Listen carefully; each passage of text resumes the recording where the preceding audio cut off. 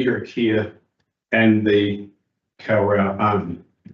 Now, those two consents were separate to all the other consents for running the hydro operation, but they recognised effectively the area out here from the Galloway Bridge down to the confluence that was at risk of flooding, because what you've got to remember is when Roxbury Dam was built, the water level out here rose by 4 metres. So effectively you've got a lake out there, which meant the here flowing into it, still, and you get this gravel build up the Manahira. So the consent recognised that, and under the consent, the gravel has to be removed. So every 2 years they survey it, and if it needs removing, they remove it. So that's what the consents are all about. But then there's other things around it. So the LVAMP, the Landscape and Visual Amenities Plan, recognises that there's a loss of amenity in this area because of that work. And so it requires other things to happen. One of them is every 5 years, they produce a plan, and every year there's a report on that plan. Now, the last plan came out in 2019. The Cromwell community challenged that plan at that time. The ORC pulled all the consents in and engaged an independent commissioner to review the consents. And these particular consents, Kawerau and for here, were reviewed and updated. So this is the first year, but this one's due now in 2025 on the 1st of July. So this is the first plan to be submitted under the new revised consents. The Kawerau one actually got done back in 2022. So they got straight onto theirs, reviewed it, got all the changes they wanted, and as a result of that, Contact have undertaken a whole lot of new works up there, and one of them is a community plan for that whole area up there. So their issue up there is sedimentation, as you all well aware. So Contact have entered into an agreement for a project up there, which is separate from the LVAMP, to do a community plan, and I've sent a link. I don't know whether you had a chance to have a look at that, but when you look at the project that they're doing, the Everest one, it looks really great. There's boardwalks, plantings, all sorts of wonderful things happening in that area to overcome the loss of amenity that the community is getting in that area. So what we are arguing is that a similar thing should happen for this. The consents read almost word for word the same, and it would be great to get rid of this effect we've got out here at the moment, which sort of looks like a gravel pit in waiting. Every couple of years they extract the gravel out of there and kind of leave it as it is, and then disappear for another couple of years until they come back again. So there's that issue that, and in fact, the council recognised that with the Riverside Park project to start that off down here. And of course, now that trees have all been removed, it's so much more evident how beautiful that area is and could be with certain things undertaken. So Keep Alexander Beautiful had a meeting with Contact Energy before Christmas, and we went all around it. They asked us what would be good. The model they use is we could set up a group that represented other groups in the town rather than them dealing with everyone, that and then make submissions to them via that group. So we did that, and so the group that we've now called ourselves the Manahira Response group is just to deal with this. So at the meeting that we held, public meeting or a group meeting with all the interested groups, so we've got about over 10, so Lions, Rotary, Heiata, Keep Alexander Beautiful, Grey Power, Political Fisheries Trust, Central Tiger Heritage, COES, so there's a whole bunch of people that are all groups that we're representing during this phase of doing submission on the draft plan which Contact sent out. So we've now done that draft submission and we've put it into them, and we wait now to see their response to that. Do you have any questions? Any questions? Roger? Did I hear anything up? They kind of remove gravel, so you're saying what the undertaking at the moment is not affected, not. Oh, no, the consent condition is very specific, what they have to do. Yeah, but you should they kind of remove gravel. Well, when you look at what they did last time, and you can see the results of it out there now, they created a channel down the middle. The consent on the map shows a line across and says at that level, the bed of the lake or the bed of the river should be this or below. And from there, all the way back to the Shaky Bridge should be removed. That's what the consent says. Right. Now, whether there were discussions around they were trying to create a channel to increase bed flow to get, I don't know. There might have been discussions how long in the background. The council submits to these things. And that's the other important point I wanted to get across to you. In the consents, CODC is a named party for consultation. So yes, the ORC looks after the consent, is responsible for it, but CODC is a named party in there, and we would argue needs to be strongly involved in this. And I think we would know that there were submissions made. I don't know what they were, but effectively, you know, we could make a real big difference to the backyard of Alexandra if this was planned along the lines of what they're actually doing up in the problem. So I guess the underlying thing under my question is saying, if you've got confidence you're a good corporate citizen, or do you think we need to be a lot more front-footed dealing with them? Well, they are a corporate, but they take their legal responsibilities very seriously. So that's why I'm not saying whether what they've done is correct or not, because I don't know the background. You'd have to find out. But on the surface, I mean, if you look out there at the moment, there's a lot of gravel, and you'd think it's due for it is due to survey and perhaps removal. Probably removal. And one of the other things we're arguing is they currently use two sites, River Street and Graveyard Gully. It would be good if they didn't use River Street, particularly now with the work that you're doing all along there. That area is going to be much better to turn it into a gravel pit again, where they could do it all from Graveyard Gully, and they take it up behind the clock, and they've got a hole up there which will last 100 years. They could dump it. So, and yeah, the short answer to your question is, yeah, you do have to monitor closely what's going on, and the council has a responsibility there, and they're a named party. So, I think. Can I just say, going back to the last budget that we had, my understanding was the resource consent and the mayor clear was a bit of which we don't like out, because part of the problem for last flood was that the water backed up into the mayor clear was the height of the flood, right? well, that's yeah, you're quite correct. That's what happens if the survey builds up, and that's what the consent recognises. That every 2 years they must survey it, they must get rid of the gravel so that, because you're right, I mean, the gravel builds up to there, you're going to flood it and it floods that much higher. Doesn't look to me like what I would have understood the resource consent still said, that it should be over like that. Well, in the consent, there are specific levels that they have to dictate. So when they get the figures in there, they'll be digging down to those levels. But there's kind of a nuance to that, and the consent actually says you must maintain the bed of the river at a mean level or lower, not higher. So in the intervening period, it builds up, I would argue, that the mean level must be maintained. So if they dig down to the mean and then it builds up, you're not maintaining the mean level, you're only maintaining the minimum level the day you dig it. The day after that, it starts building up. So, you know, there are some nuances in there that perhaps need to be tested. And it could result in more gravel having to be removed. What's the very like this, I think? Yeah, at the moment it does. I'd just like to make the point that the MRG has been formed to help fill a vacuum of responsibility.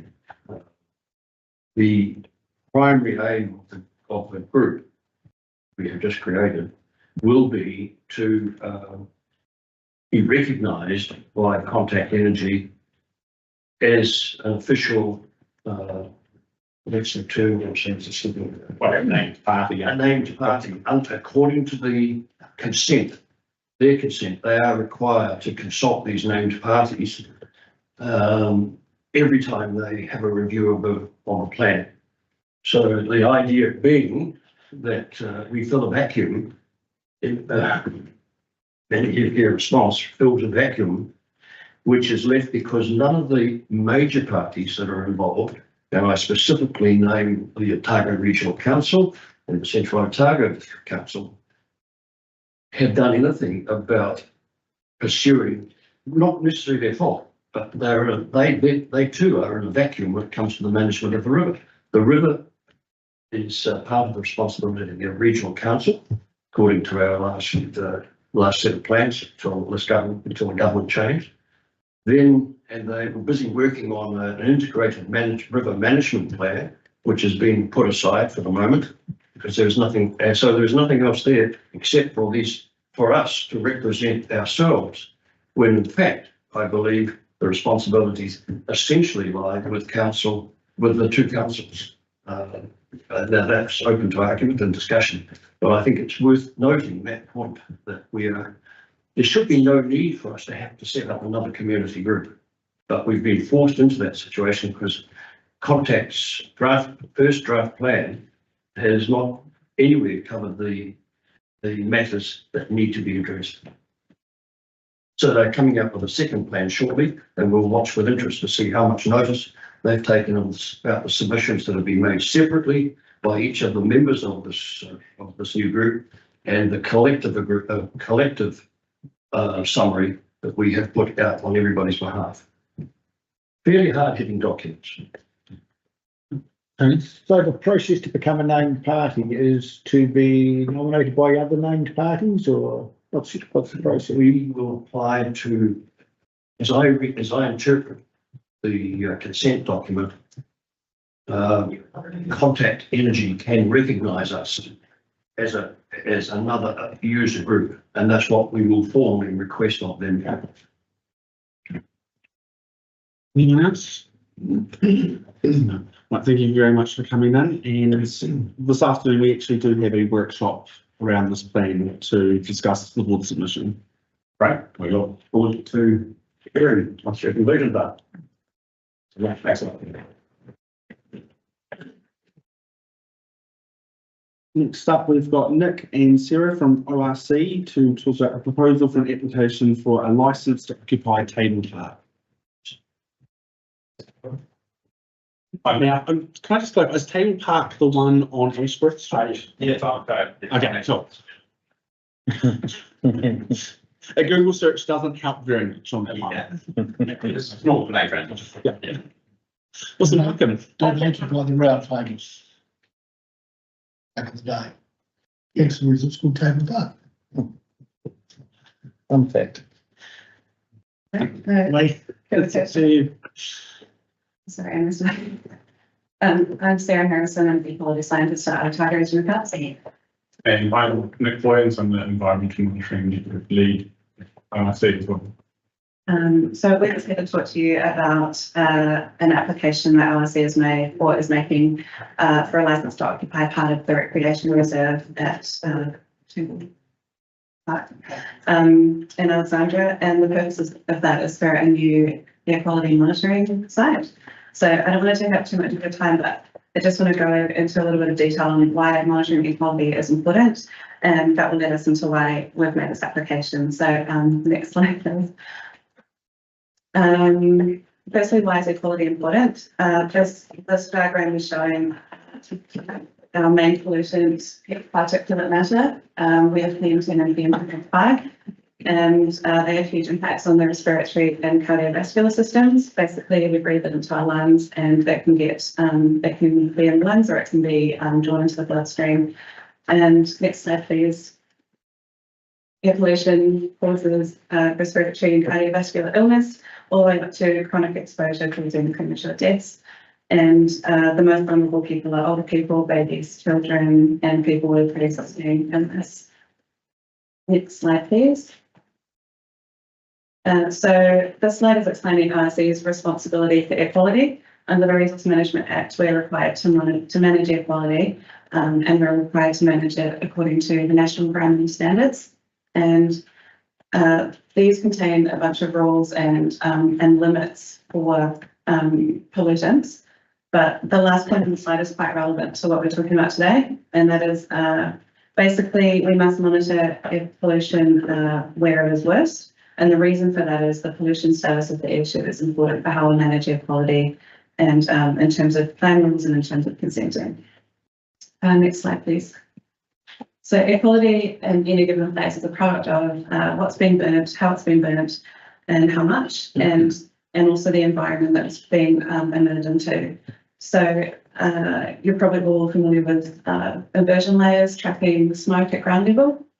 Unfortunately, in Otago, we have a lot of towns that experience these cold calm conditions, which lead to inversion layers, and this leads to many breaches of the National Environmental Standards for Air Quality.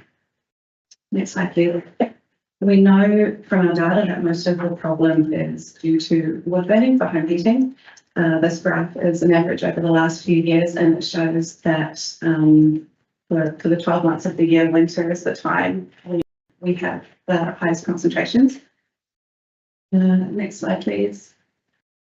In terms of Alexandria, we know that air pollution varies spatially, and so this map is sort of showing the area with the highest concentration, sort of down the bottom of the map, where it's white, and it radiates out from there. So this is a study we did in 2023, and we had lots of small low-cost sensors installed throughout Alexandria, and this map is a representation of the average of data collection. And because the north arrow is pointing in a weird direction, the area of highest concentrations is to the northwest of the town. And so our current site is the blue star, and that's sort of outside of the area of main of highest concentrations. And this is a problem because it's not compliant with the National Environmental Standards. So we're looking to add a new site closer to those areas of high concentrations. Next slide, please. Just in terms of what our instrumentation looks like, this is our air quality site at Arrowtown. It's located at the Arrow River Reserve, and we are monitoring PM10, PM2.5, and then a bunch of meteorological parameters, temperature, humidity, wind speed, and direction. And these are to help us analyze the data and to put it into context. Next slide, please.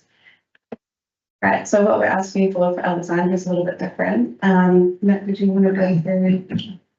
Yeah, so Cable Park recognises quite a nice spot, and we don't really want great big 2.3 metre water column. They're not the most brilliant things, but we've got options. We can downsize to the one on the top right there, and that picture is like a compact version of the same thing. So it's not a walk-in type enclosure, but it still houses the equipment.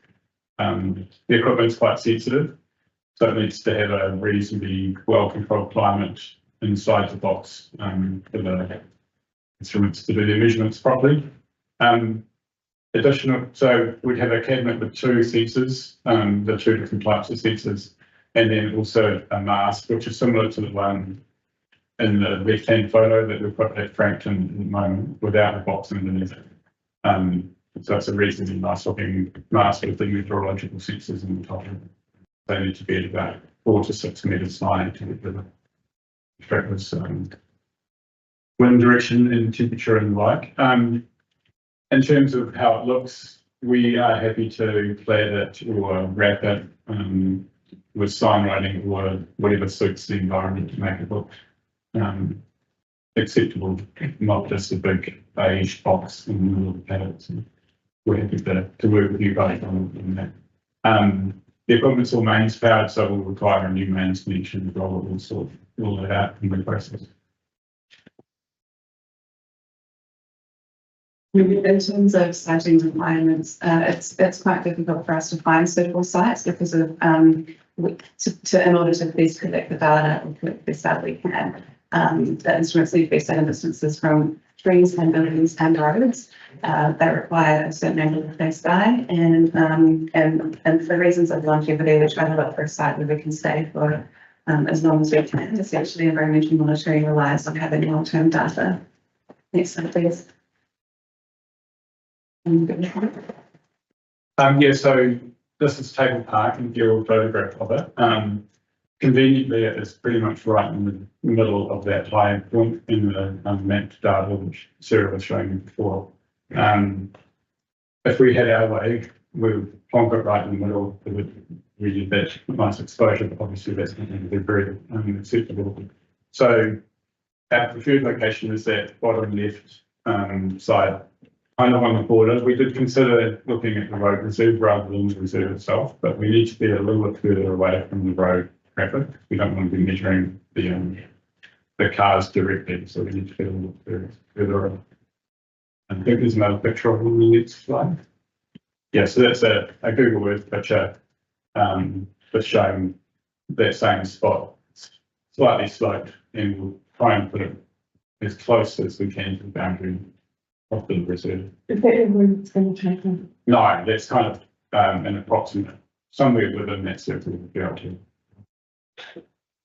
The footprint's probably no bigger than maybe 1.5 by 3 meters. Be a concrete slab with the box and everything. Yeah, that's the end of our slides. If there's any questions. So just before so in the council process for this as well, given it's a reserve, so I'll bring a paper to your next meeting on this where you'll need to approve a lease going at least through the Reserves Act, and then that'll need to go to public consultation. And then you'll need to hear any submissions and make a decision that this proposal or not. So a bit involved, because these guidelines stand, as well. So it was somewhere inside from the road verge or something near that sort of process, but giving us a reserve when you go to the formal process, the people get their say as well. The neighbouring houses need to go for permission? They can do that through the submission, so they like be taken and drop with the submission process. We've got a question from Tracy.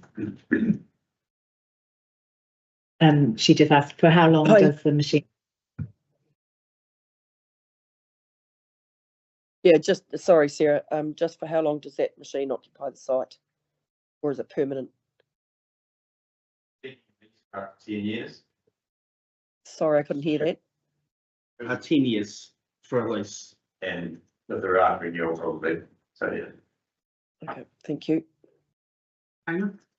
You talk about needing to maintain I'm guessing a reasonably constant temperature within given the extreme variation that we have here. Do you anticipate it'll emit a hum or something like that could be heard by the people across the road or either side of the reserve? Potentially, we try and keep that to the minimum. The box design, we're going to look at using insulated freezer type panels to try and keep that insulation as good as possible, both the heat and cold. If we can avoid it, we won't put in an air conditioning unit, but that may be a necessity. I'm working through that at the moment. The newer machines are less sensitive to the Articles I've read about air pollution readings from other parts of the world talk about using PM 2.5 rather than PM 10. But you're sticking with PM 10, are you? We're looking to install an instrument that can measure both at the same time. So yeah, we are still heading that way, but we're required by the NES to also monitor, to continue monitoring PM 10. From recognising that your current site doesn't meet NES requirements, if for any reason you cannot get this one, are there any other sites that you've identified? Or is this kind of the best of the certain locations? The key thing is that open space and not having crowding from trees with buildings, and also point sources of chimneys, etc., really close to it. And there's not many spaces like that. So particularly public land, we can potentially get long-term access. It's challenging to find these space. We've just been through the same process in Frampton and ended up in a reserve in a not ideal position, but it's definitely fun. And it was just a bit tricky to tell from the map. Where is your current site? It's just around the corner. It's at where the school is. So I don't know which direction. Just over behind the dentist, the dental room for. Oh, it's on Alex Primary. Sorry? Is it Alex Primary? Yeah, beside there's almost like a vacant section. Yeah. Beside the dentist clinic. Oh, yeah. So that one is a smaller enclosure. It's got a fence around it, but also I'm quite keen to not have a fence around it if we can avoid it. We'll probably go in no fence to start with, and if it gets vandalised, we might have to reconsider that. Hopefully, given the design of the enclosures, we can discourage people from doing things like that. Anyone else? I did have one question just to stop any misinformation that I can see coming from this. This is around equality, so this is not about finding ways to get rid of people's fireplaces. This is about monitoring any kind of rules or plans that we put in place to help improve air quality. I can just see that becoming a big talking point. Not for compliance. Actually, if I can sort of another question, I think that would be linked also specifically with Airshed 1 and not with the other airsheds in our area. Would that be correct? This was an issue a number of years ago when some of the adjacent valleys, including one I'm living in, were lumped in with Airshed 1 initially until evidence was brought that no, it's a separate place. Yeah, we are thinking about that because we're also going through the air plan review process at the moment. So that, yeah, so this will just be for Alexandra. Just to clarify and initiate, I think. So when you talk about IC's in charge of managing air pollution, are we talking about defined parameters? I don't know whether it's 2.5 or PM10, but I drove me up the road yesterday in the big wind and there's dust for everything. I'm thinking the asthmatics be hiding under their bed kind of stuff. What do you include in air pollution? Yeah, dust is included in air pollution. For things like road dust, there should be things in the air plan that will help with that. And because we're reviewing the air plan, like this is the time to think about those things. But yeah, our biggest contribution, about 99% in winter in Alexandra, is home heating emissions. So yeah, they're the ones that you don't necessarily see because it happens at night. But from our data, we know. So everyone, awesome. Thank you very much for coming in. We look forward to seeing that report at the next meeting. Thank you.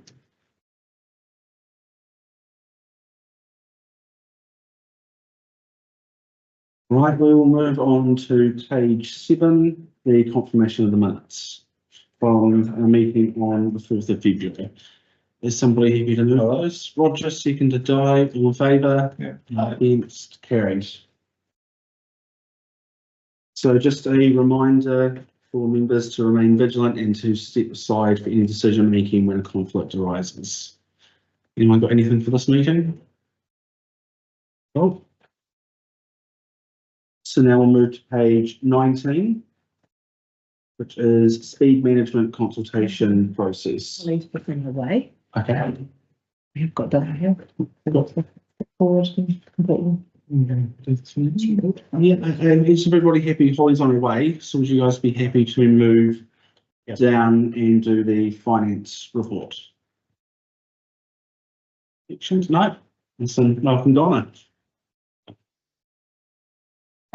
Just like to introduce a new graduate accountant, Lisa. This is her first week. So she's doing that. Hi Lisa. Welcome. I take the paper as being read. The financial report for the 31st of December 2024 has a favourable operating variance of 105,000 against the revised budget. Revenue has a favourable variance of I'm going to write that down, I'm going to write down right. $221,000. Driving this variance, user fees and other income, internal interest revenue and reserves contributions. Grants and subsidies is behind budget, and this is just due to the timing of grants received for the Alexandra River Park project. Expenditure has an unfavourable variance of 116,000. This has been driven from rates expenditure, fuel and energy, staff and professional fees being unfavourable.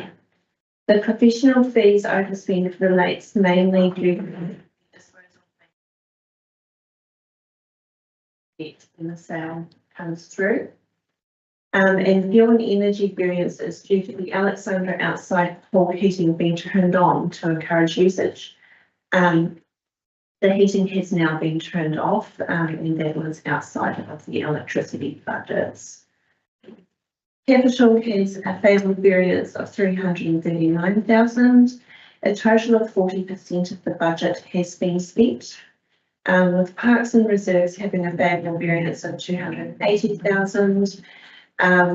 We have the River Park project, which is progressing well, and the resurfacing of the Pioneer Park, the red area, is underway. Property has a favourable variance of 57,000.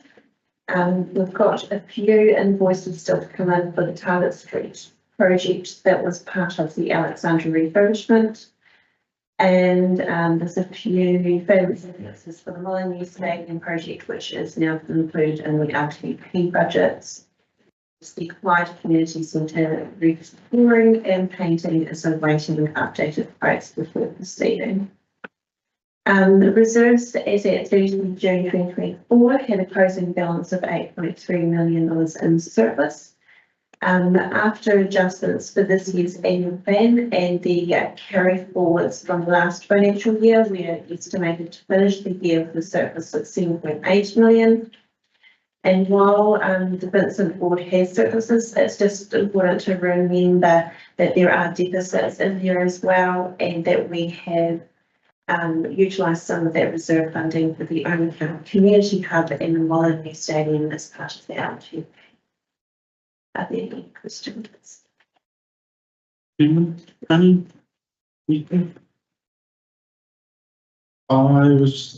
Some might not be for you, Donna, but I was looking through it and I was wondering, can anyone tell us what the Alexandra Brass Band Fund is? Yeah, no. We inherited a whole bunch of stuff following amalgamation. The old borough council used to look after the Alexandra Brass Band, and the Alexandra Brass Band doesn't exist anymore. And but the line in our accounts, and obviously there's a bit of cash in with it too. So I don't know how you get rid of it. There is a project that we're planning to bring out of the council and as part of the districtisation decision to discuss reserves a bit more. So we could probably work towards tidying up the reserve balances. Because we're not alone in this. There are a number of these jars, which are just a hangover from when community organisations relied on the old borough council to be their bankers in many ways, right?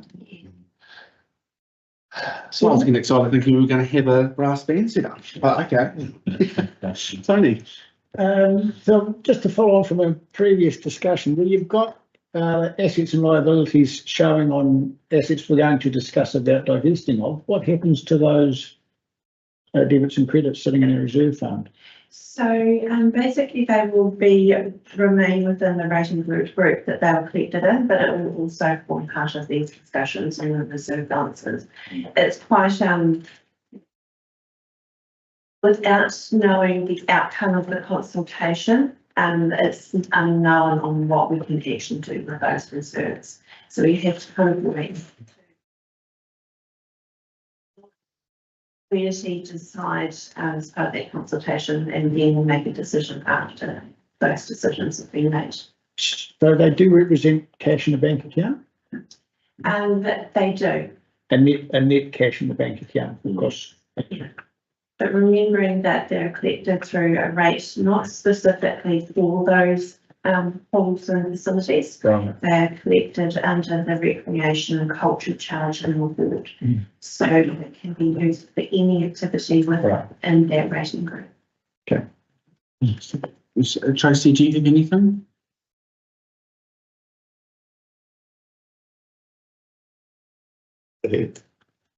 I have one more, which was it's kind of around digitalisation, and it's the Alexandria Land Endowment Fund.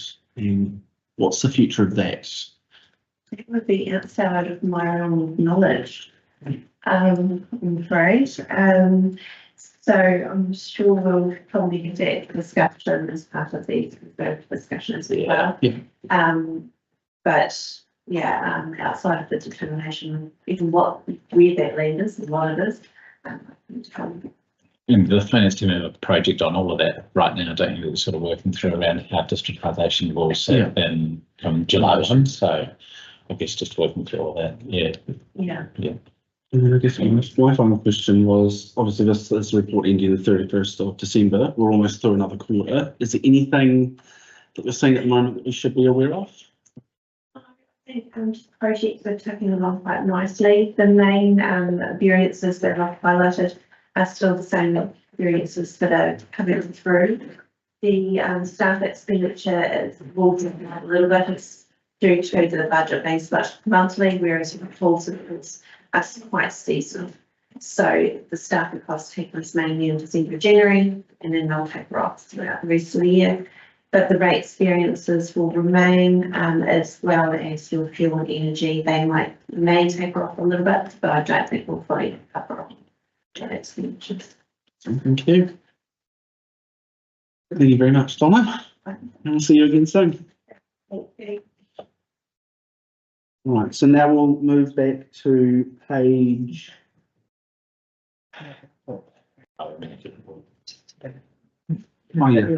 Okay, so is somebody happy to move that we see that report? Roger, second, Lindley, all in favour? Yeah. Right. It's carried. Right, and now we will move back to page 19, which is the speed management consultation process. So welcome, Holly and Mark.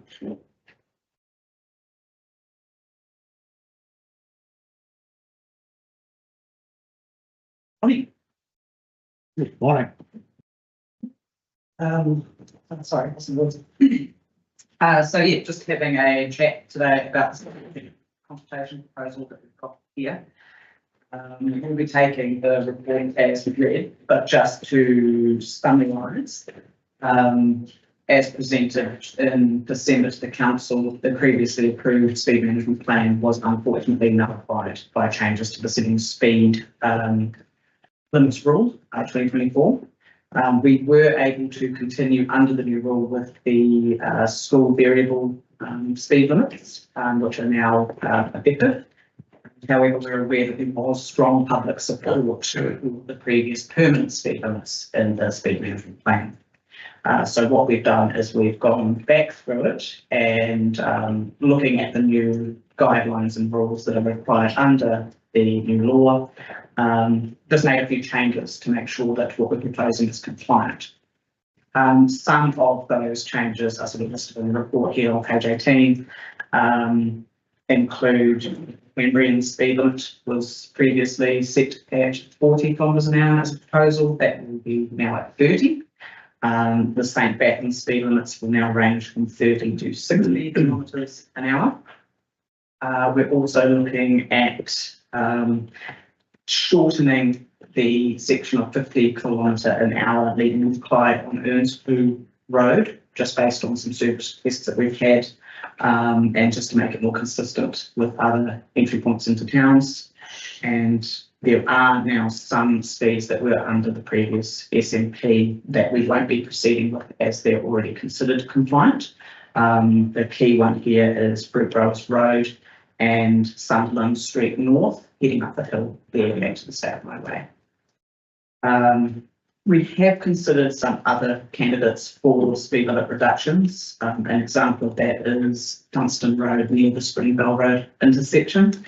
However, at this stage, they don't meet our threshold for inclusion. However, just conscious that the board may wish to consider recommendations of additional roads. So that's where it's just an invitation for any questions at this stage. Questions? Yeah. And we're not going to act on what might be coming, but there is parties proposing to wind back some of these things, isn't there? ACT parties push to wind back some speed reductions. Sorry, I don't understand the question. I'm just thinking about, you've talked about compliance in 2024, and what's your time horizon to be compliant with all of that? So we would be looking at consulting within the sort of, what would it be, 25, 26 period at that point?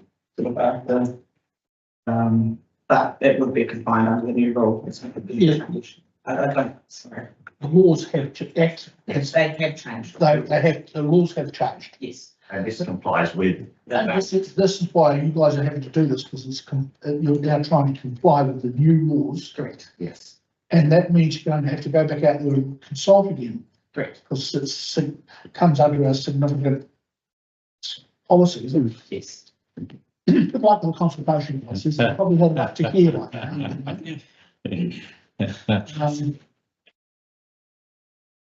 I mean, if it is what it is, I mean, I have empathy with you guys, the amount of energy and time going to be spent putting in a consultation process, and the cynic in me says, I think you're going to get pretty full response. Yeah. Lindley? Vociferous. Yeah. Lindley?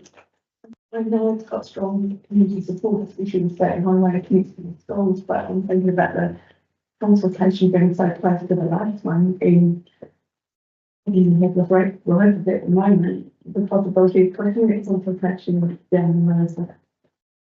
We can look at that and discuss that and present it to council as well. So that may be raised. If I may, I'm not quite, did see, when's the consultation had at the present time?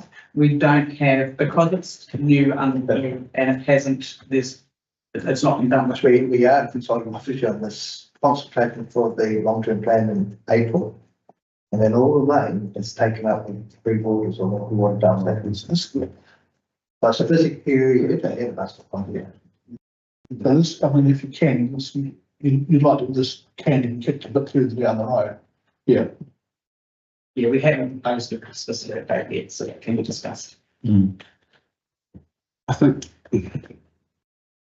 just going to say, like, we've got central government saying stop wasteful spending and stop wasting this time and all of that. And so the community saying it too, yet they've come along, you've consulted on this, you've done all the work, so they go, nah, chuck that out, start again. Doesn't seem very effective. Is there any way around it? No, any loopholes whatsoever, or you've got to, it just seems like an absolute waste of your guys' time and council's resources to have to go through this again.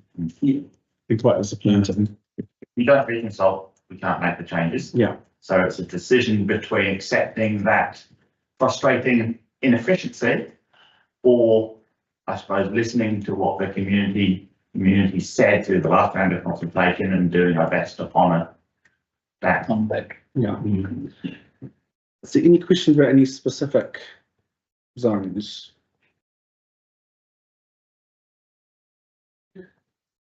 No, I can see the one which has caused some grief is the length of the 50k zone as you come off the Clyde Bridge. And I see you've dealt with that, and that's come through from submission because it did seem to be an extremely long time and a very good place for the police to park up and give people speeding tickets. If you give people speeding tickets, they park up to catch people who are speeding. The way to not get a ticket. Once a police officer,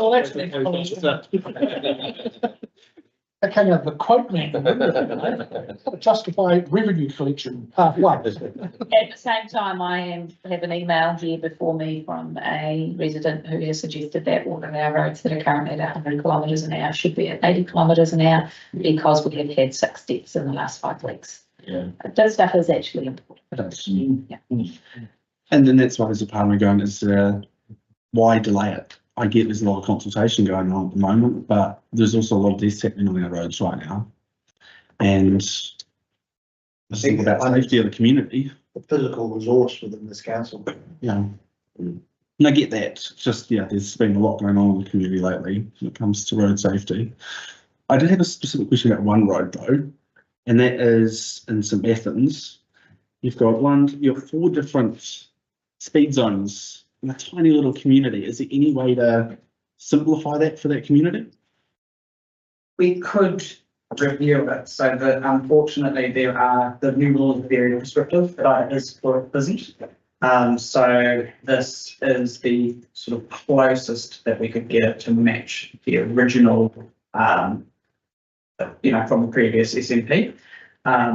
Obviously, it does look quite bitsy with all the different colours, bearing in mind most people will be driving through in one direction or the other, so they'll be passing through 3, not 4 different speeds, and then we'll be signposted clearly. And the operating speed through the town, just because the nature of it is already quite low, so it should be just sort of legalising, behaviours through there. So, but we can have a further look at the items.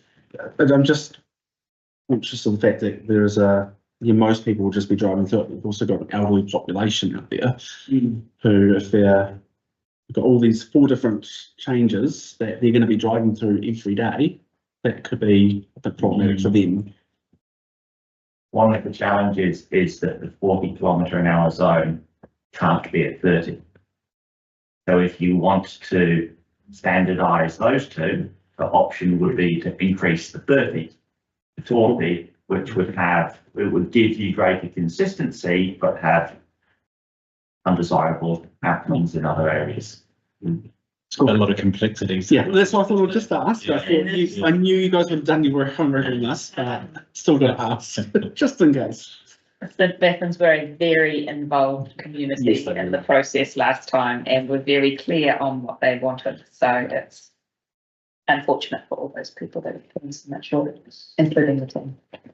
That's okay then. Thought I'd just try my luck there. Yeah. Right, anybody else? Is somebody happy to move recommendation A and B? So receives the report and accepts the level of significance and recommends the proposed speed limits for the Vincent Ward to council. I'm happy. Martin, seconded Di, was it you? Yep.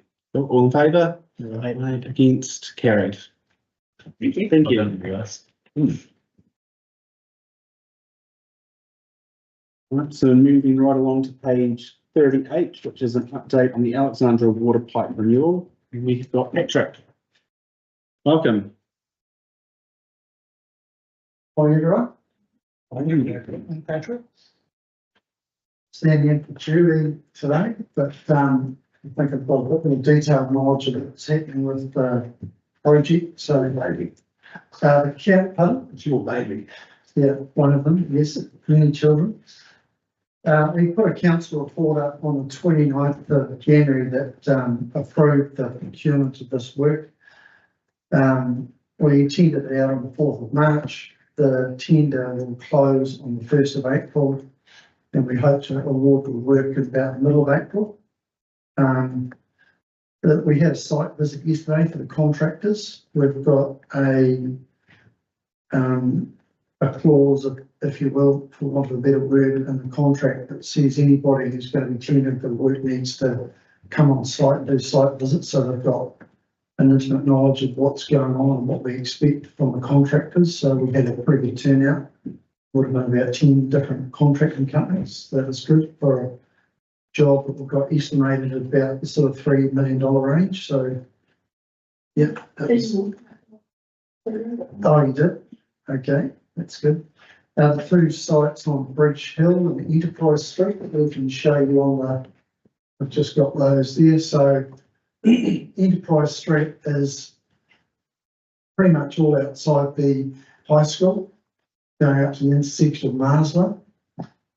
So that site there, with the change in the water type from the new water treatment plant in Clyde being connected up, that some of the old cast iron laterals and pipes are sort of producing a bit of discoloration.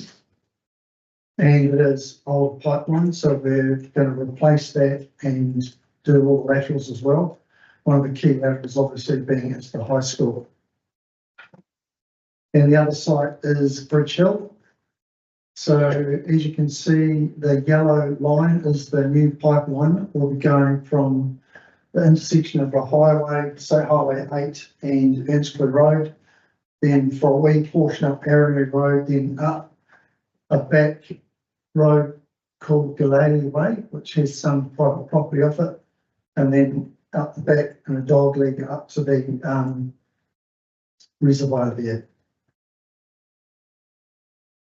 So I suppose we're going to be giving every second council meeting, we'll give a more fulsome status update to the councillors, but there'll be also there'll be a lot more clarity and transparency behind it. Once we've got the tender procured, we know who the contractor is, they've got a program, and we can start sort of communicating a lot more about what's going to happen, when it's going to happen.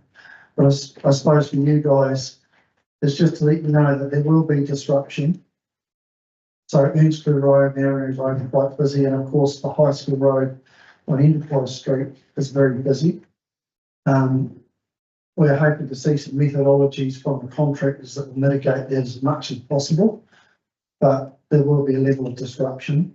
We'll make sure we do comms and level drops and so forth, but yeah, it's a fronting piece of work. We'll be digging up bare sections of road. Some of it might be in rocky sections, so it could be quite noisy. I think there's been a few houses built recently up on Bridge Hill, and people have noticed the pumping of the rock breakers, but we're hoping that won't be as bad as that. But yeah, so that's sort of where we're at with the project. I'm hoping to see some good turnout at the tender box in terms of submissions on the 1st of April. Thank you. Any questions? Martin? On this, the current above ground pipe, which is long, which causes the treatment, we're planning this is to go in ground? Yes. Yes. So one of the reasons for having all the contractors there is because to gain some awareness of the sort of ground they'll be trying, and the high possibility they'll come in and there'll be rocks which need to be chopped up. And yeah, we have done some geotech work there. yeah, thank you. And it's not as bad as we thought it was going to be. However, you know, we can't do the whole alignment. No. So in the end, the excavators will show us what's. So I'm just aware of what happened in Clyde and what's happened in Cromwell recently too. With that we've had cost overruns because people weren't aware of what the ground conditions were, and it came with quite an expensive exercise to put a pipe on the ground. Yeah. Yeah. Well, weren't aware, because I don't agree with that. So let's put that out there. Okay. Yeah. There was an awareness. If you worked around the area, you know what the conditions are. However, to mitigate that, that's why we're getting contractors on site. We're reiterating it in our contract documents. Hey guys, these are conditions. Be aware of this, so that you can't say that all this stuff is unforeseen conditions. Yeah. So we're trying to mitigate with the cost risk of the council. With loose and lessons. Yeah. Yeah. And contractors have too. Good. Yeah. That's good to hear. Anybody else? God, thank you very much. Thanks, Ross. Right, so is somebody like to move that the received? Di and Tony, all in favour? Against? Carried. And before we get to the news report, I just want to say that back in our meeting in December, I was the first to jump on council staff to say it's not good enough when it comes to bringing reports to the community board under the new system. And today we've actually seen that happen. So as much as I was critical, I think it's also important to actually acknowledge the work that's been done to get those reports to us today. So thank you very much to all the team involved in that.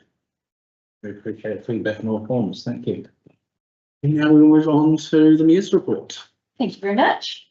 It's been very busy, 6 weeks or so since the last meeting, so I've just pulled out a few highlights so that we're not here for half the morning. And I'm going in reverse. So over the weekend, I was fundraising at New World for the Child Cancer Foundation as part of the Mural Challenge, which Jim Bolt had put out. Jaden and I had a lovely time there. He came along and helped. We cooked sausages. We took people's donations. We met a number of kids actually with their parents who had been supported in their own cancer journeys through Child Cancer Foundation, and all of those families also put money in the bucket, which I thought was pretty amazing. On Sunday, I welcomed 70 psychologists and psychiatrists from around the world to Clyde, which is a very daunting process to each together. Yes, yeah, it was very promising. They are going to be here floating around Clyde for the whole week. For many of them, this is their second or third trip to Clyde for this event, and they love it here. So They studied this, aren't no, they're not. They are. It's almost like a camp for psychologists and psychiatrists. You have to be invited by one of our local residents to come, and it is a hot ticket item. People want to be on this list. The caliber of the people who are kicking around there at the moment is exceptionally high, including one gentleman who noted that when he got on the plane in England, he was on the board of the NHS in the UK, and when he got off in Sydney, he discovered he'd been sacked. So yeah, and they love it here. I did note that if anybody wants to move here, we would desperately like them to work in our health system, and I can provide them with a list of real estate agents locally. We had a citizenship ceremony last Friday, which was spectacular, and included a woman who has lived in New Zealand for 65 years and was getting her citizenship, and also our first person to read their oath in Te Reo Māori, which was Mr. Singh, who is a local business owner in Alexandra. He was here with his family, so that was really lovely. I attended a very enjoyable Business South meeting in Clyde last week, which had some highlights from Film Otago Southland about the work that they do to support the film industry right across Otago and Southland. It is becoming increasingly popular for people to film their blockbusters, commercials, Netflix specials in our area. So it was kind of to cover off the work that they do in that space.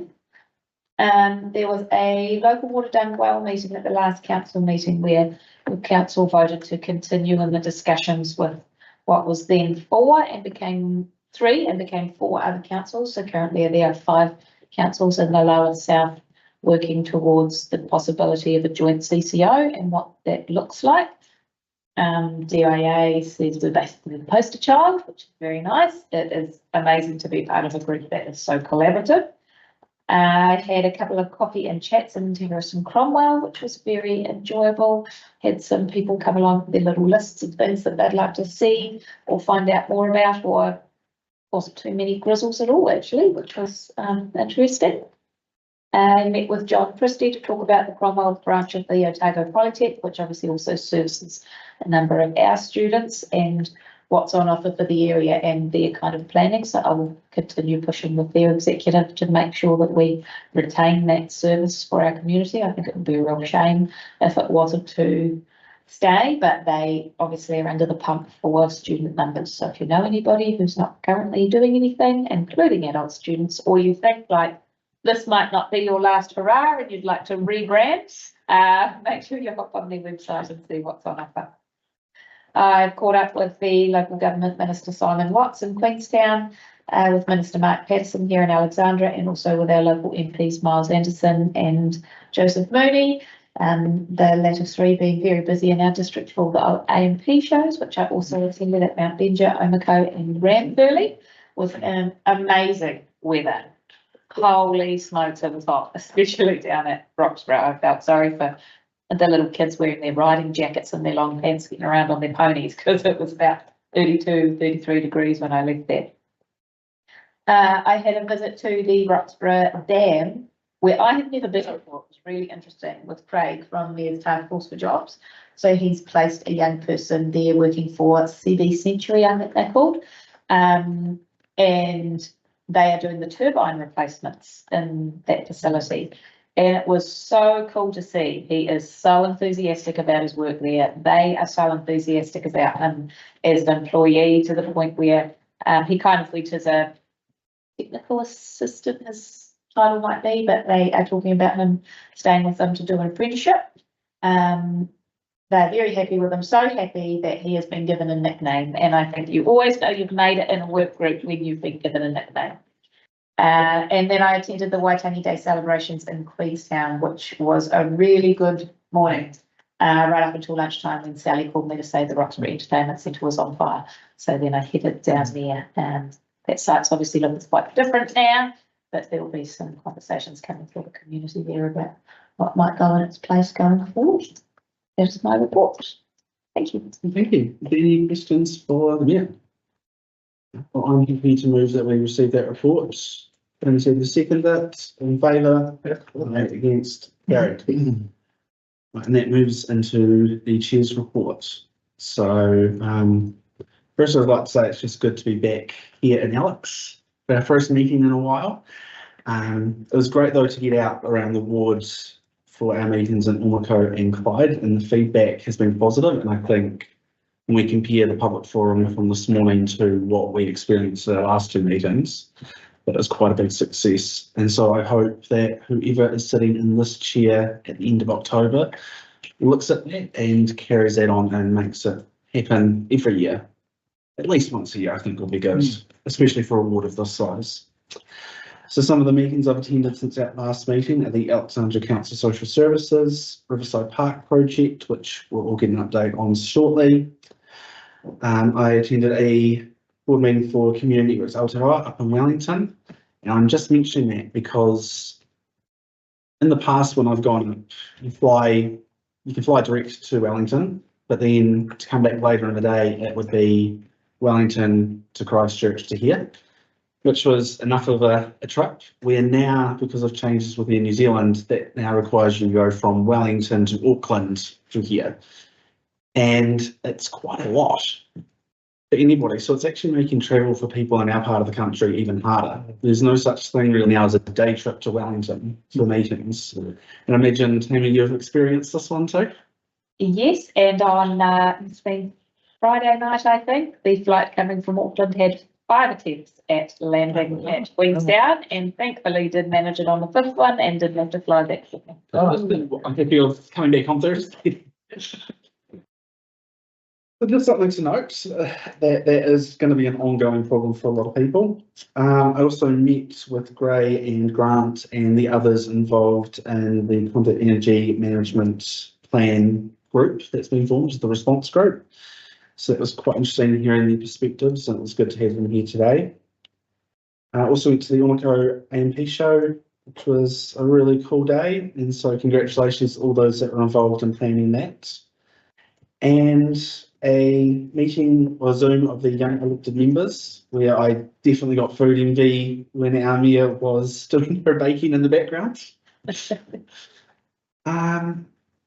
Also, since our last meeting, I met with groups and individuals around the long-term plan, mainly in the areas of the halls and outdoor pool. I've had more community-initiated engagement in the past few months than I've had in the last 2 years. There's been obviously a lot of conversations going out around the community and quite a bit of misinformation around those projects. So it's good to get out there and challenge that. And I'm just really hoping that we see that passion and energy translate into submissions to the long-term plan. Summer Tamati Aranui and myself for Parks Week did 5 road trips around the district, covering just over 540 kilometres of driving to check out and play at 21 playgrounds across the district, which if anyone follows on Facebook, you can see the posts there. It was actually a lot of fun, and I encourage people to get out and enjoy those open spaces because we've got a lot of them around this district.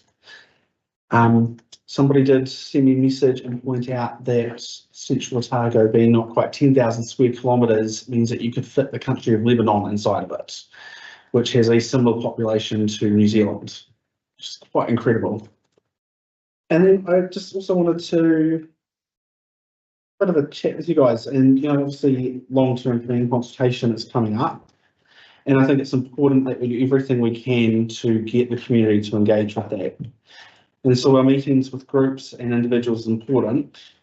I just wanted to ask and get ideas from you guys. What can we do as individual elected members and as a board to get the best possible engagement from the Vincent community for this process? Anyone got any ideas? That's a yes. Well, just in the future, just at any food. I think it'd be great to have that, for us to have that conversation and see if we can get a really good engagement from our community. There's got to be a way of getting the communication out there that stops the disinformation that's going on and the negativity towards council and council members that's going on at the moment. It's not a good situation. Facebook's quite ugly at present. It is. It's not. And it's been driven for one particular quarter. And we all know where it's coming from. My response, it's so tempted to respond to them and you just got to stop yourself from doing it. But in the conversations I've been having with people out there, it's surprising the amount of people who've been reading that stuff and go, it's bullshit. And I'm going to use that term in public because that's what it is. People would say it's misinformation, but the uninformed may think it's gospel, but the people who are aware of what goes on in this community and are participating in this community have a different picture. And I think that's what you've got to keep driving every opportunity we get collectively or as individuals, is to just remind people that everything that you read on, and especially those posts from these newly formed groups, is not necessarily gospel.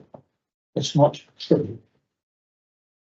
And the attacking of elected members and council staff, for example, elected members I know have stood here because of their community service. They're trying to look after the communities that they love. The staff of the council, this is their job, their home, the families they live. And these negative and nasty comments that are coming out at the moment is just really offensive. I think that people need to stop and think. Yeah, well, unfortunately, that's the world we live in. You know, it's the anti-brigades and the angry noise which is coming through in the keyboard warriors, and it's quite new. I mean, all the time I've spoken around here, you have been staff and elected members have been the subject of criticism and some abuse, but not to the extent it is now. It really is. It's reflecting the climate that we all live in, and you just got to hope that the good people and do outnumber those bad people out there, and they do. So you know, it's hard not to take it personally. I know I've been on the receiving end of some of those. And it's reflecting a desperate climate out there financially. People are really feeling pinched. But I think that's, for me, that's the opportunity we have, is to say, so I don't know, I've given a number of, say, go to Let's Talk, find the link to the LTP and get involved. And that's all you can do. You're not going to corral those other delinquents into a space. And you can't, some of those individuals who have bought into that you can't argue with them because they're just zealots and they've gone down a rabbit hole, and there's no point debating with them because you only end up tiring yourself out. They are energy vampires, those people. They say they drag you down to their level, then but you're exactly. So yeah. So like I've been on the receiving end of trying to convince somebody in one of those groups and realising it was pointless. And so I've kind of just gone, what can we do to engage, not with those ones who their mind's already made up, we're never going to change it. How can we better engage with those in the community that actually want to be engaged with and want to be a part of this process? Because as I'm learning right now, going individually takes up a lot of time when you've got a family and a job. And is there a way that we can be engaging with the public a bit more broadly? Roger? Well, firstly, I'm not involved in any of those social media groups, so I'm completely immune to this thing that's happening. So here we are. But I take the opportunity when I'm talking to people to say this, the LTP, submitting to the LTP is the way to go, and give them the dates that submissions open, give them the mechanism by which they can submit, encourage them to submit. I think they're the people who are more likely to submit than perhaps people who are letting off steam somewhere or other in this other world. And so it's more one-to-one communication that I've been using in order to achieve that result. Yeah, I'm the same as Roger. I'm not on social media, Facebook or anything, but with my job, I talk to hundreds of members of the community every week, and I get very little negative comments about what's going on. Even with the rates rises, we've got 500 members at the golf club alone.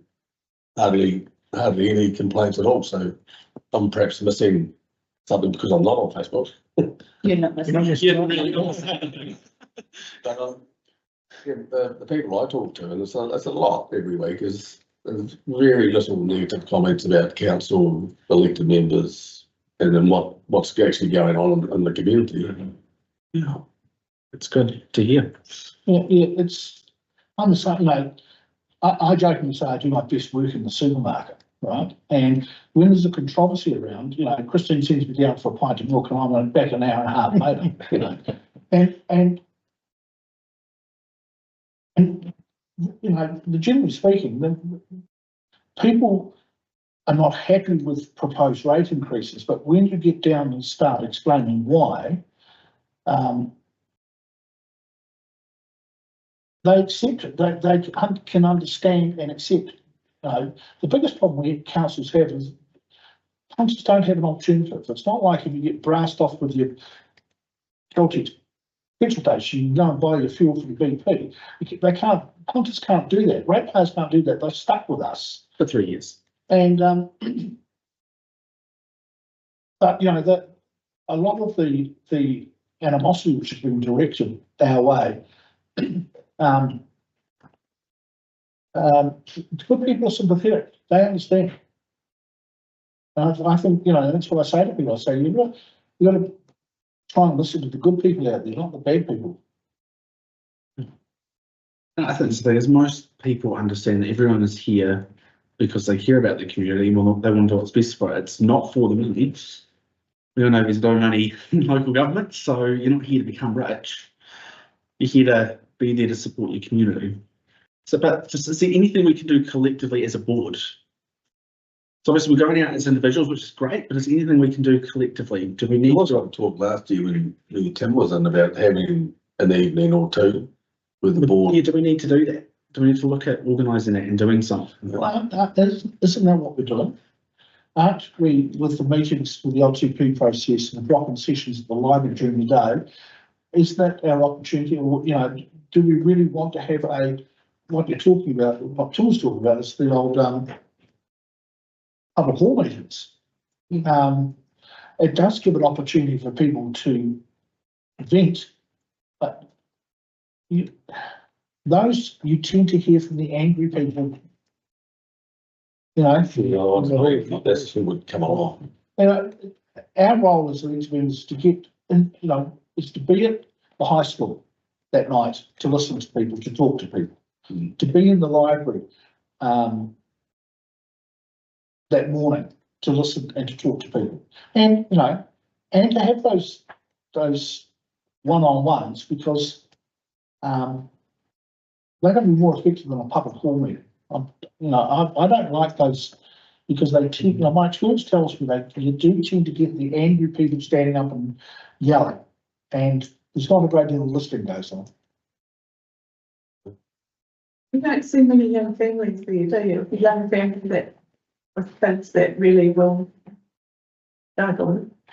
Well, They that might be the problem from a 5:30 to 7:30 meeting. That's not a great time for a young family, is it? And we've got an online option Okay. as well, which was quite popular last time because 5:30 to 7:30 is not an ideal time for anybody, children, but it's also, you know, as we get, other residents have told us, you know, if you're elderly, that might not be great for you to be going out at that time of night either. It's going to get dark and cold. Times. No, so we've tried to make as many times as possible throughout the day. It's none of them are going to suit everybody, but hopefully some people will be able to make an effort to get to some or otherwise join online, which we will record. I think we did last time as well, and then people can watch it at their leisure if they choose. So there's no magic bullet as far as the consultation process is concerned. Interesting, I think today's paper, I think my techie had record numbers. Last LTP process, we had record numbers. But the numbers we had record numbers, the numbers were huge though. 852, which was 3.5 submissions, 3.4 submissions for every 100 people. And that was a record in New Zealand. That's a record. Wow. And I know we put a lot of weight on this consultative process, and the biggest risk we take, of course, is if we get big numbers coming against something, and we make the decisions. We listen, but we don't agree. The feedback on that one's always entertaining because, you know, why bother putting a submission if you don't listen to what we say anyway, you know? And that's universal, that one. Yeah. So I think it'd be good, yeah, if we can get as many of us along to Dunstan High School, the one in Omako and the one at the Alexandra Library. Yeah. And you know, let's hope we're not out. We don't outnumber the people who come along to listen, you know, talk to us. I thank you very much for, you know, having this conversation. I thought it was a good opportunity, and sometimes it's good to have these conversations in the public forum versus doing it before or after the meeting. And so thank you. And so with that, actually, just a very quick reminder, Cancer Society Foundation is still raising money at the moment, so you can go online to childcancer.org.nz/donate, select your mayor as your reason for donating. You can make a donation that way, or you can text your mayor's full name to 3457 and it will instantly make a $3 donation to a great cause. And after that, we sailed. I will move that we receive that report. Then they'll second it. All in favour? Aye. Against? Carried. So now we will move into members' reports. So Roger. Yeah. Attended meeting of Keep Alexandra Clyde Beautiful, attended a meeting of the Alexandra District Museum Board, attended 2 meetings of the Central Otago District Arts Trust.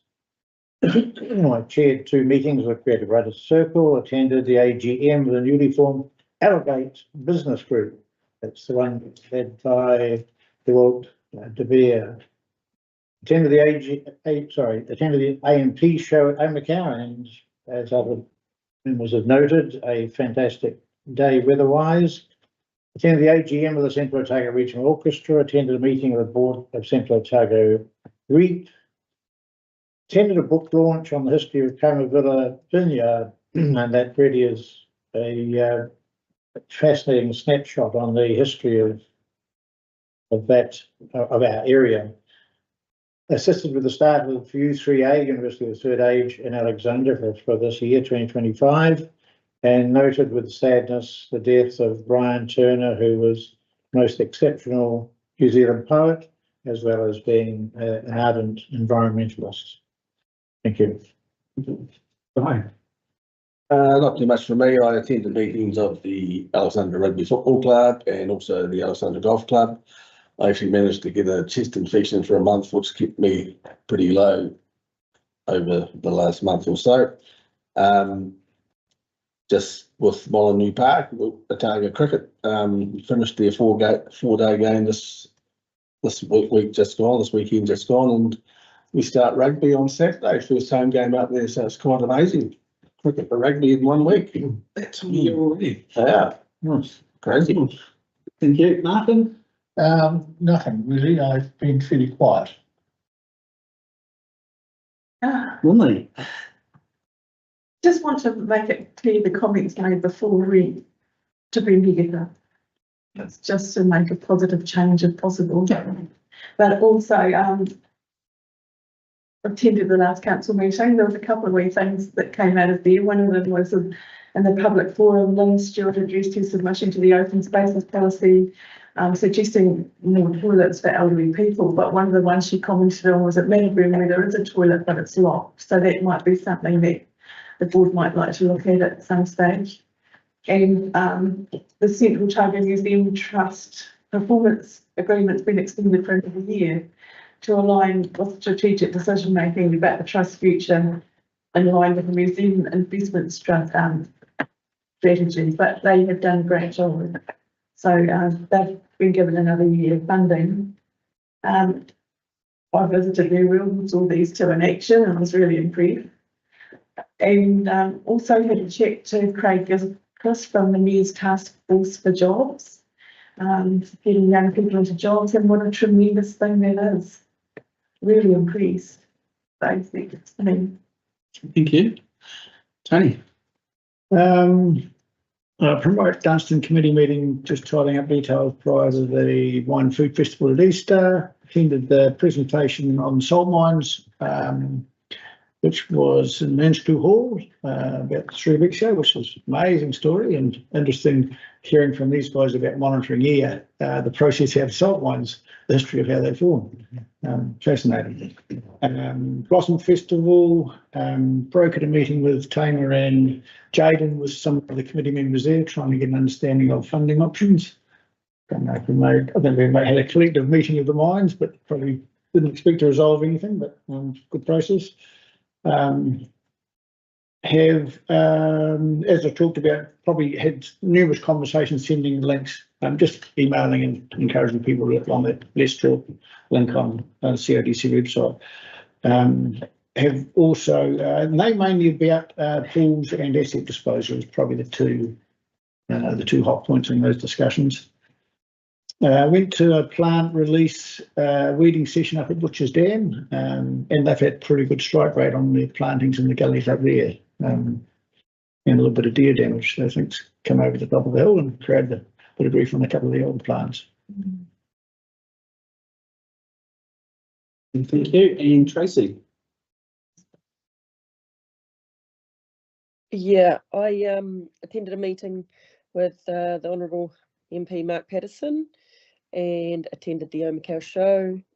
I attended a meeting of the Waiora Minyahuria Governance Group, a Central Otago Health Incorporated meeting, and I attended a fundraiser for ovarian cancer held by a rural woman, and the past president, Jill Naylor, who is a local here.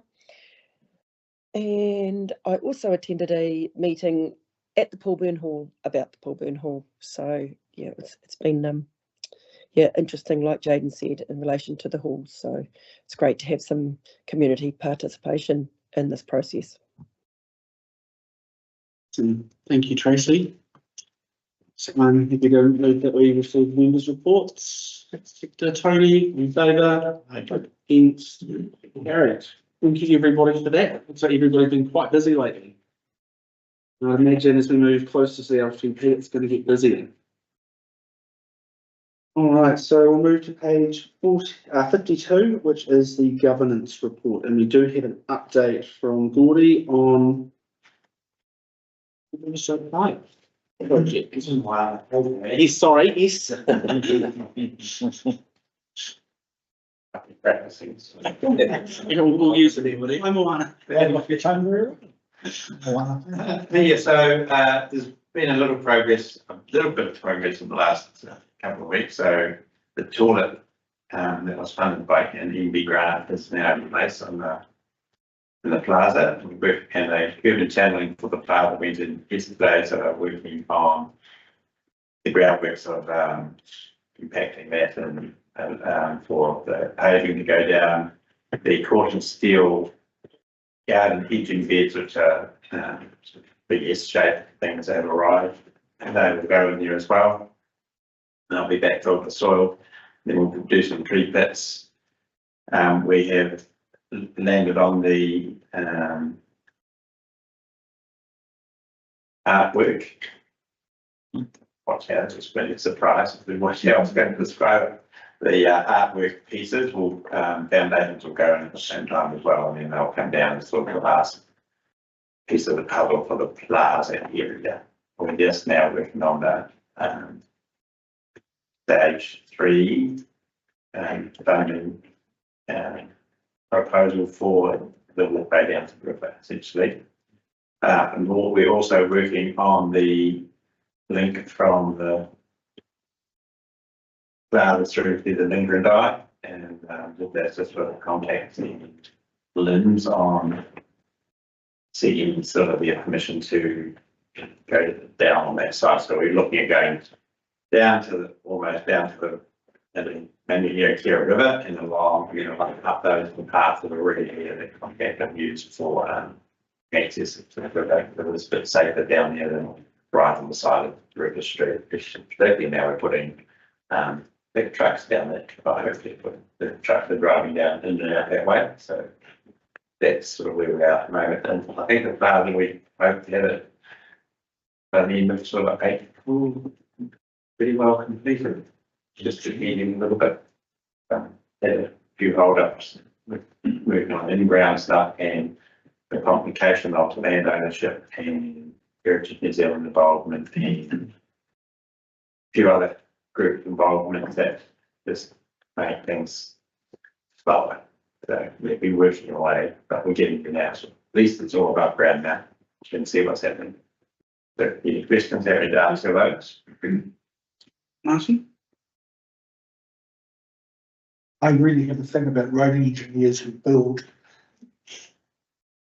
concrete, elevated, lane separating whatevers, which are causing real grief for the users of that car park. I mean, I'm lucky in my big four-wheel drive, I can drive over the top of it, but if you talk to my GP, who's a lot of his patients use the amount of incidents of people running into it, it's got an orange cone sitting on it present to identify it as a potential hazard. It just doesn't make any sense at all. But the sense is the rationale. I might start that one. So when we had the design as part of when it came across this book, one of the things in that car park, large trucks, freight trucks were using that, if you guys recall, to go in and turn around big B trains.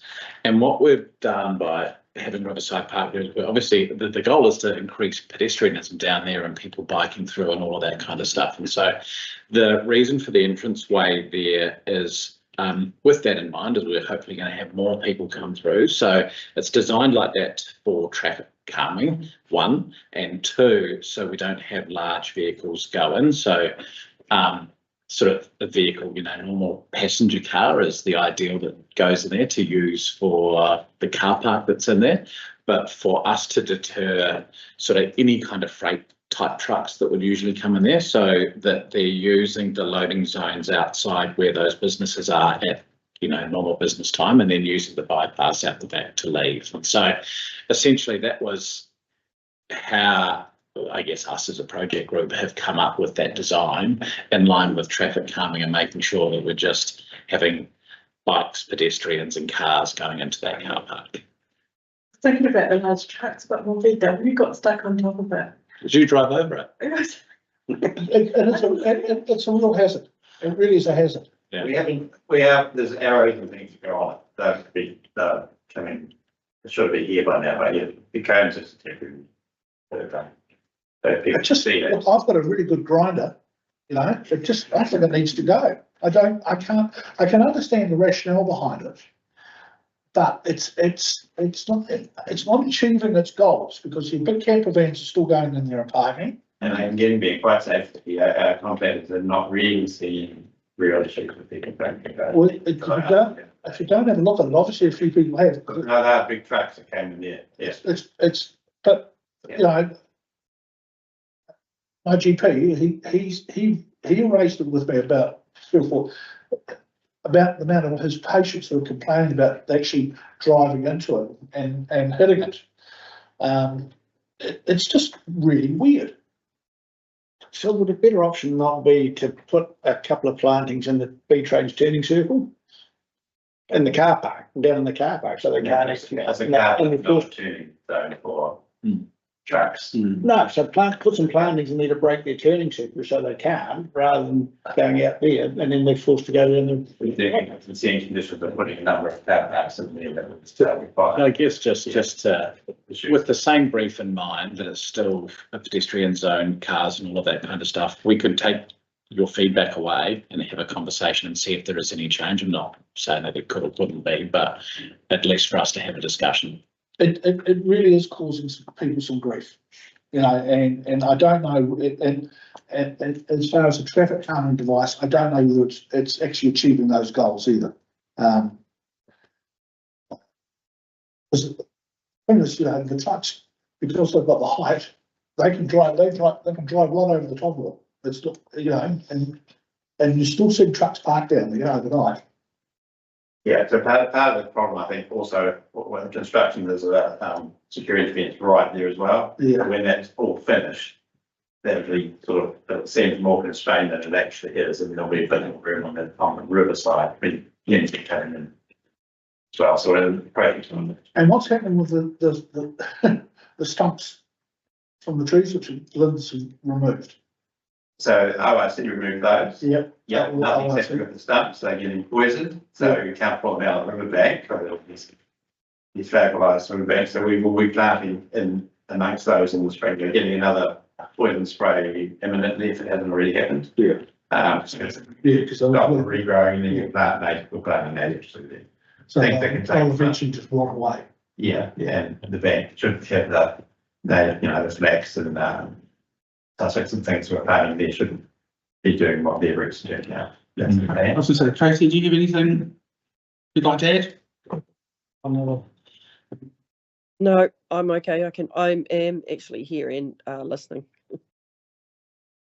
Just at the other end of that car park, where the asphalt pathway comes down behind the doctor's surgery, there's quite often cars yay far apart at the bottom of that. I'm thinking of the parent coming down there with a pram. It'd be good to have a bit of a clearance space at the bottom of the asphalt pathway down.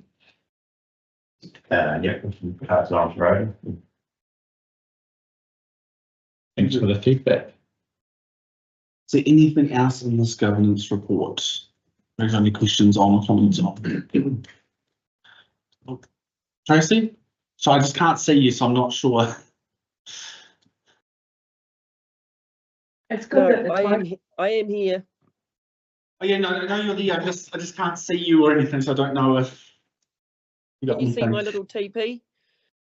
No, you're not on the screen for it. No, I didn't think I was on the screen, so doesn't matter. But I am here. Go back to bed, girl.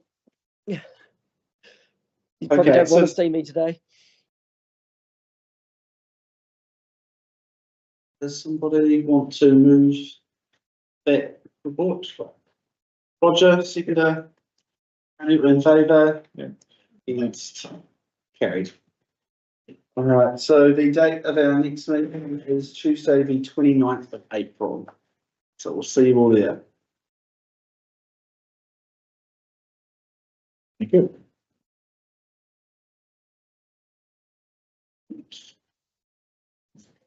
I'm just going to keep the live stream on for the public workshop. Okay. So we'll just move straight into the public workshop. Is it possible? Yeah, let's take it off.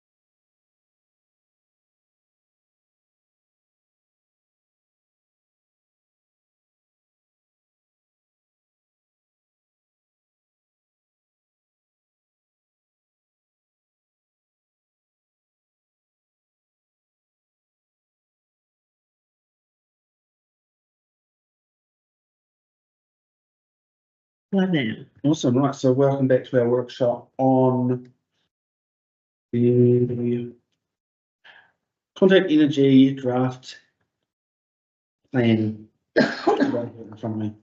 Here, river landscape visual management. Thank you.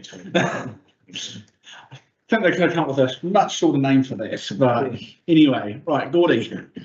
Okay, thank you. So I won't repeat, so I think Grant gave a great summary this morning of where this has come from and where we're at. I guess this is the board's chance to add any thoughts they want to pass on to contact, and we'll do that through a submission. Or you may want to support the Grant group submission as well. I just want to point out so much. First of the 3/4 of this is history, I think. We go to page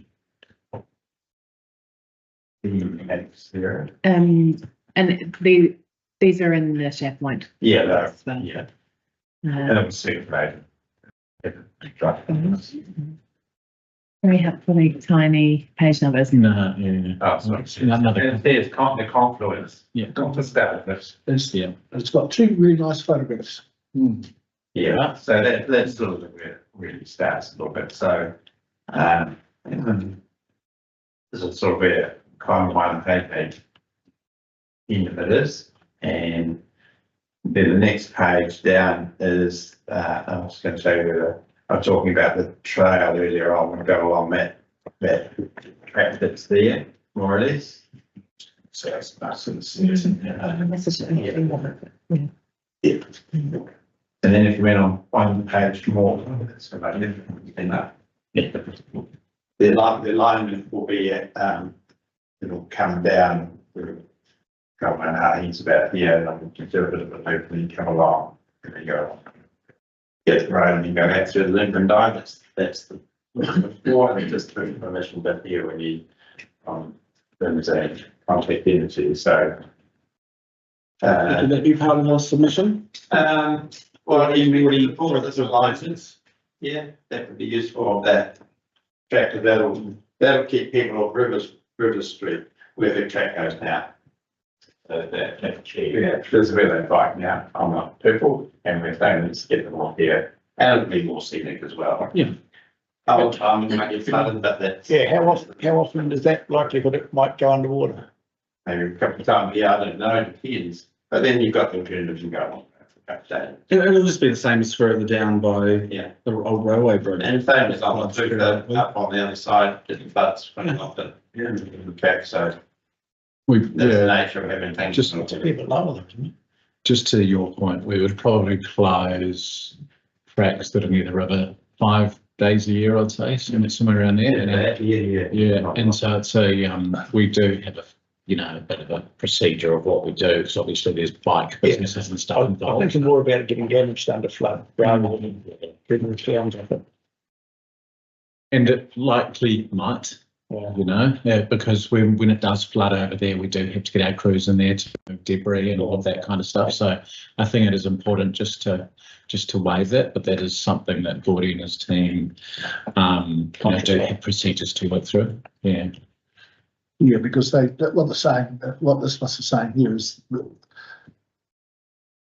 within 30 days of over 360 units, then they've got to get in there and speak for damage and impose so. Yeah. It's just really, it's basically supporting for what you're proposing. Yeah. These things in that area in consultation with us, because that's in regard to what the developments are going on down there. Yeah, so we're going to do sort of this bit with what management here, going to fund that bit.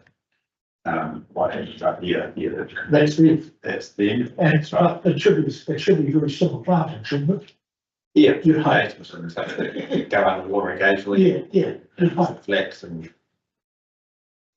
Yeah. So we go, I think it's one of the 20 flex. So these are these blue lobsters are there. This is for the Baking Bridge to Little Valley Road. That's up that end further on. Doesn't show that up there.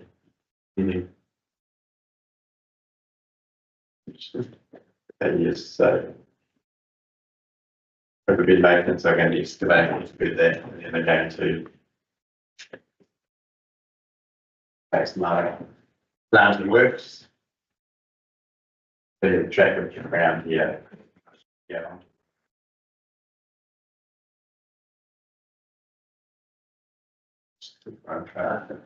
So is this what they're wanting to do in this plan, or is this what's already being effectively done? A lot of it's being done, all this is being done. I'm just meaning like with the Riverside part of that add-on part of that project, isn't that effectively already in the process being done? Well, You talking about the planting? Oh, I mean, the trail itself. the trails are in place. the trail will be in place. Yeah. The planting won't be. No. A lot of the plantings in Lincoln Dye are there, and it's looking really good because they've done the banks going down. And what they're proposing also is to tidy up across the road that block which is currently just is to plant around that and to dig out the swimming hole under the Shaky Bridge. Yeah. Yeah.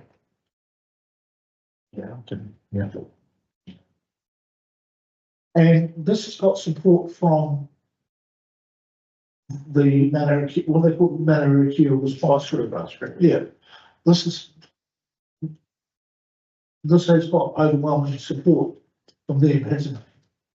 Yes, I would thought we could support them and also reiterate that we also support them being a group.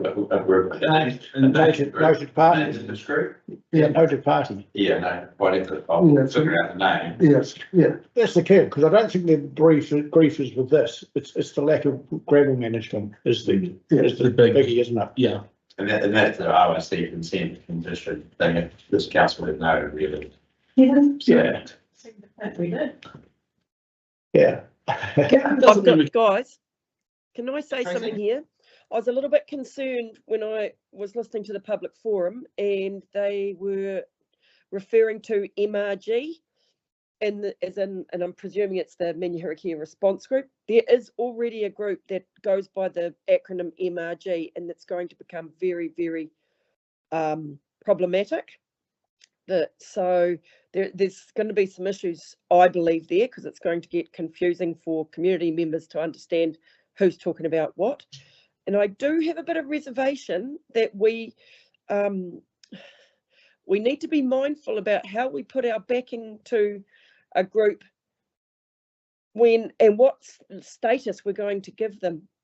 We've seen that with the Central Otago Environmental Society. And this is a group of individuals that have set up and now have quite a big say in our district. I'm not saying whether it's bad or good, but we need to be careful about giving a private individuals that set up a group that are claiming to be the experts. I'm nervous about it, especially giving from that. And maybe I missed something, but I am nervous. So it's not so much. So I was at the original meeting, and so it's not so much individuals as it's the different groups out there, like Keep Clyde and Alexandra Beautiful, Rotary, the Lions, all coming together. So instead of them all trying to work with Contact individually, they thought it made more sense to come together as a new group representing each of those organisations. And maybe we could suggest, because there is another group with a very similar initials, that I understood that the Cromwell group called themselves the Guardians of Lake Dunstan. Is that was Contact consultant house. That other groups. Yeah, that was once which dealt with issues at the top of the lake. Yes, yeah. Well, maybe this group could consider themselves the Guardians of Manaharikia. No traces, something like the sound of that, because I know the implications where you're coming from, Tracy. Yeah, if they have been set up solely to deal with Contact Energy and doing that, then maybe. But you want to be really careful about backing a group that may get their fingers put into other pies. And I'm just really conscious of that. My understanding is it's very much just about this project and holding them account to make sure they actually follow through on what they say they're going to. They didn't seem too keen at their first meeting to be involved in other aspects of it, to the extent that they weren't even sure they wanted to use the word Manahia Care in their name, because they thought that could get them dragged into other contentious topics. Yeah, and that's where I'm heading along that. I just stated yeah, that I fully have some understand you. reservations. Who's the other emoji? Tracy, by supporting their application, as the VCB supports their supports their submission in support of Contact's plans, we're not giving them any anything other than that in the medium and the long term. They've submitted on Contact's proposals under the conditions of Contact's resource consent with the ORC. We, as representatives of this community who are potential users or, you know, have the amenity value that offers, we're just offering that support. Yeah, and as I say, I'm 100% happy with that if it is confined to dealing with Contact and that side of things, but I am not happy with it if it legitimizes a group that does end up causing issues down the track which are unforeseen. And that's where I'm going from a community, from a VCB perspective. I don't. All we're doing is basically supporting this. It doesn't give them any mandate to do it, or doesn't even lean into the fact that we could be perceived as the VCB as supporting any other actions this group may or may not take. Okay, well, as long as we're all clear on that. Yeah, Tony. So Martin, if we push for them to be a named party, you're thinking that's a step too far, or you? No, I think under the AMA, they need to be a named party. We are Central Otago District Councillors because we're part of that process. But the effectiveness of them being a named party, all you have to do is look what's happening in Cromwell. I mean, that raised the awareness within Contact that they were not fulfilling their obligations under their consent process. Yeah. And it was the guardians of Lake Dunstan which brought that process and the results. So I think so they've identified that as the gold standard. Yeah. Yes, the Cromwell. Yeah.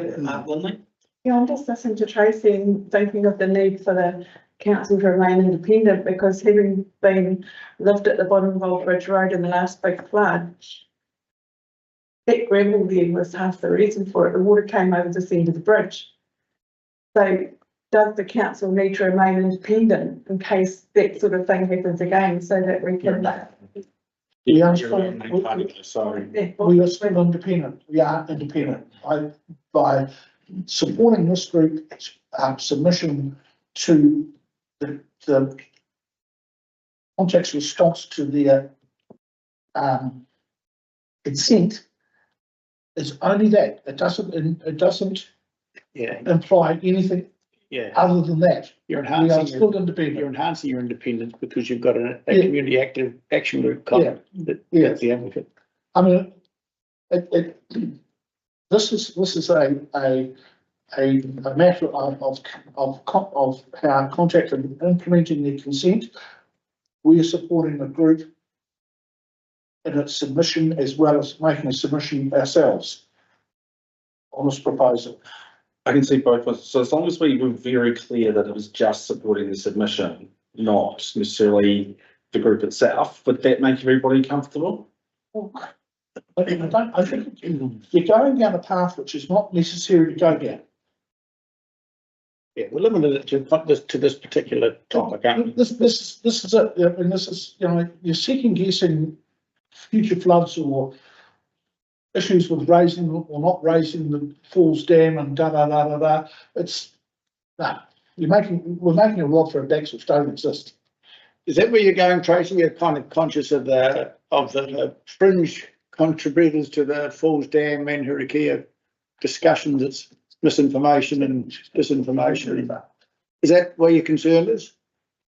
Yeah, well, I mean, at the end of the day, we just need to be, what we don't want is for another group to be able to, look, I support that, you know, as, you know, Contact's got their obligations, so, and I have no problem with that. But what I'm saying is that we don't need another group that's going to be legitimised as being something that council has supported. That has, there's an unintended consequence of it. That's all. And I have, as I say, I agree with Martin when he says that it's only on one faction, but that's got to be pretty clear.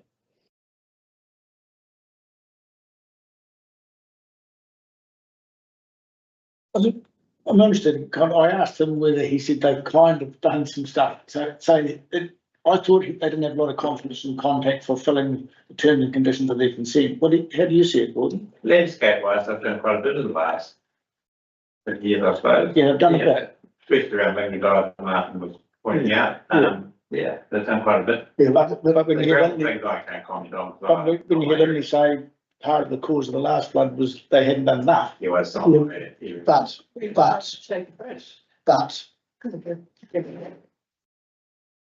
they have subsequent from the flood, the consenting process to operate that dam they've had to remove, and this shingle on a regular basis from the confluence of the river, right? But look at it, Right? but look at it.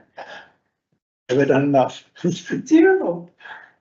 Well, it depends if it's at the level that it needs to be, well, we don't know. And so it goes, they've got it to the level that Grant was saying, that was below or not above, so. And I think just a reminder, this workshop is to get your ideas on submitting against this plan that we've got in front of us, rather than the other group. It is about this plan we've got in front of us, and I might be wrong here, but it doesn't mention new named parties or anything in this proposal that we're going to submit on. So,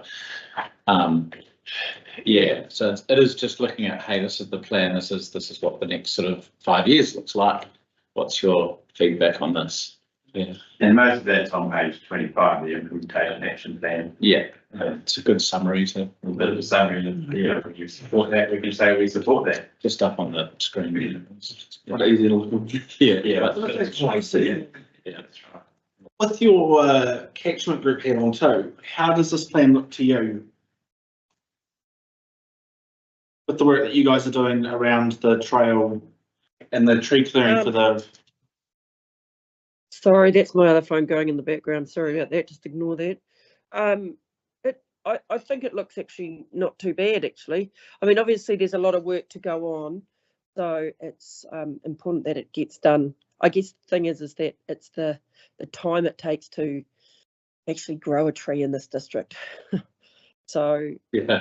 Nothing's going to happen in a hurry, is it? No.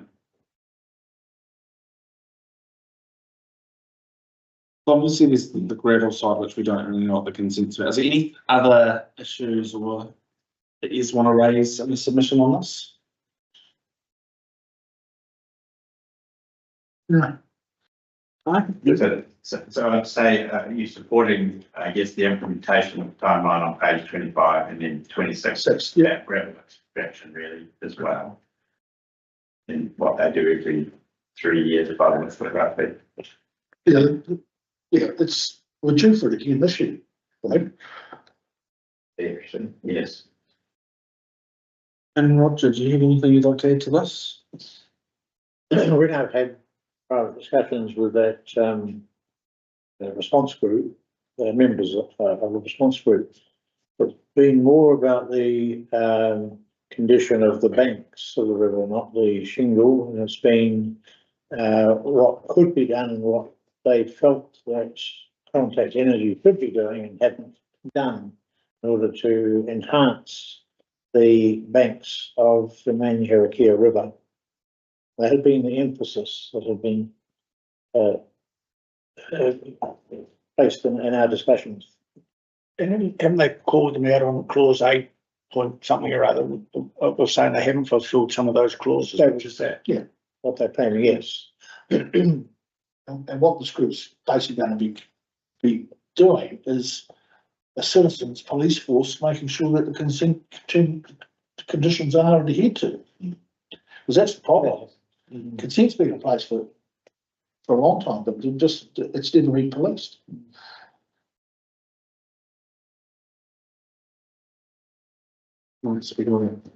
So I think we endorse it. well, that's right. We endorse it, yeah. Okay. And ensuring compliance with the consensus. Yeah, yeah, As well. Yeah. Yeah. Are you with that, Tracy? I'm in agreement.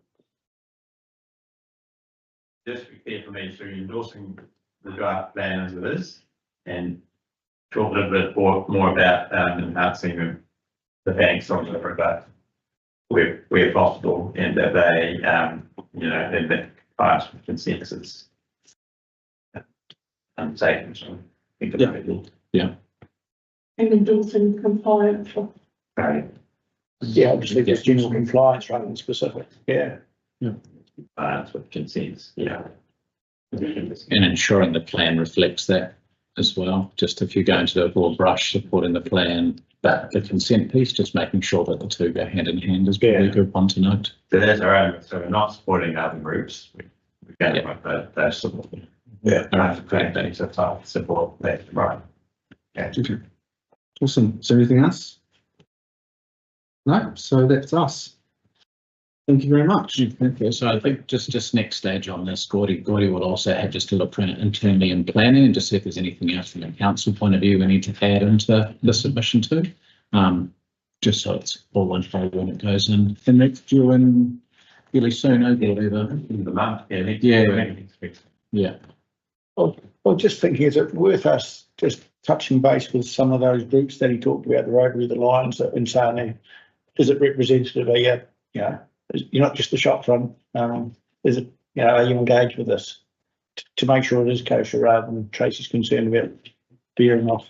My understanding is that they are all engaged in this, and so it wasn't just Grant saying, well, I'm going to represent the group. The organisations decided it was going to be representing them, and obviously sending their submission out to everybody for feedback and everything. So that's good.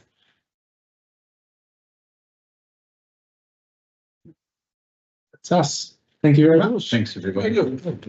Thanks, Tracy. Thanks, guys. Thanks, Tracy. Thank you.